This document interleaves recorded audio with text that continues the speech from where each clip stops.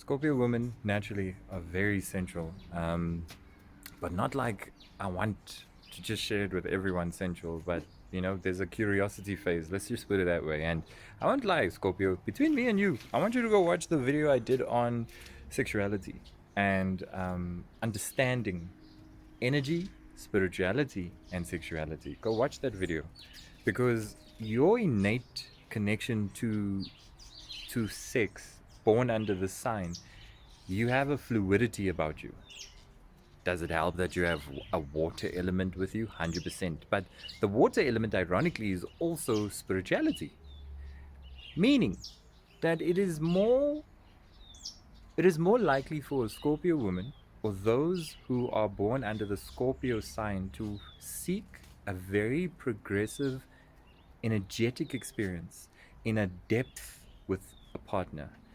And maybe they don't know it, but if you go read the Law of One, I'm your teacher, don't worry. That's your textbook. Finish that when you're done, before you're done on this planet, and trust me, your mind will be blown.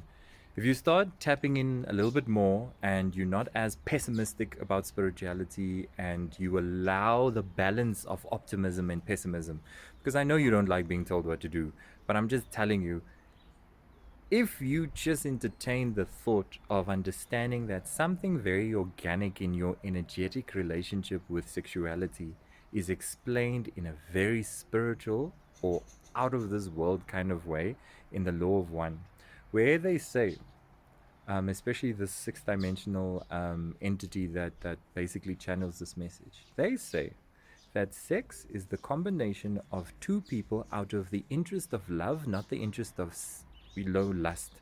Now, you Scorpios, you must know this. You know already that you are sexual, but from what degree are you being sexual? You love being different, most. You Scorpio, you pride yourself on being different, not like anyone else. So I challenge you and I say, since you have that mindset and you know this is just who you are, to be a point of differentiation in your style, your speech, the way you see things, your perception of life, I want you to open up the idea and perception of sexuality in your life. There's naturally going to be a time where you have mingled and intertwined with a whole bunch of entanglements that got stuck in your bio and energetic field. And I hope as a male and a female, you go cleanse yourself energetically, not take a bath or take a wash. It's that other kind of dirt that you can't shrug off. You know what I'm talking about. You're sensitive. You felt it before. That's why you just don't go to anyone's house, eat anyone's food. You're comfortable with the people you're comfortable with. And your main aim is to acquire safety. If you have safety, this is where your potential is unlocked. Now, the basis of your sexual encounters must be safe. Your heart, your love must be safe. Your spirituality must feel safe. Your vulnerability must feel safe. Your trauma linked to sexuality must feel safe. And if we start with this premise, moving up into the heart chakra, out through the throat chakra, so we don't block how much we feel, how the body feels, we allow the sound to come out boldly and purely as well, both you and your partner, not just you. From there you start shooting out through the pineal gland, out through the crown chakra, and that infinite intelligence, which is basically a flippant psychedelic experience in itself. This is all sexuality, true sex.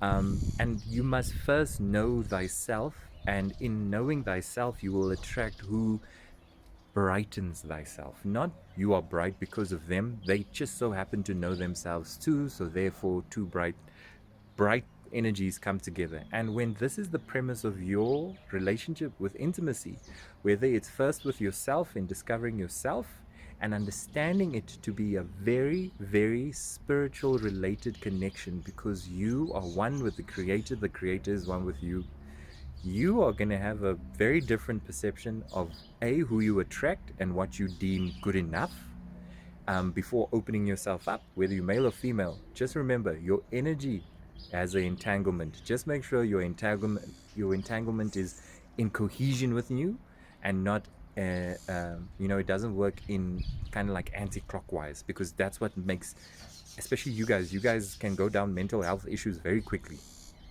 Keep to yourself, don't go to therapists, don't ask for help.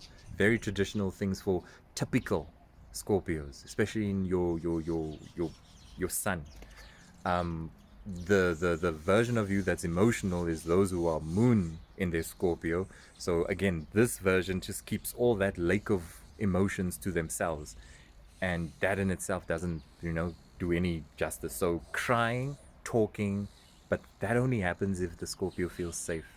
But just think about the sexuality approach. Think about just what I'm saying. Go research the book. There's another book I really want to offer you specifically, Scorpio. It's called The Function of Orgasm.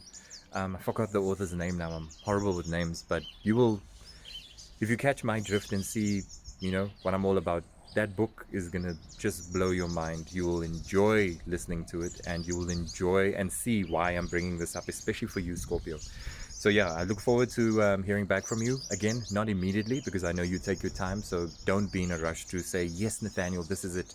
I'm not really worried about going viral on this. I make very meaningful content, so save this, listen to it, and even if you only comment again or comment in a month's time, I'll appreciate you rather for that, Scorpio, than a quick, shallow experience, because you and I are the same. We don't like shallow people, and we like moving from depth.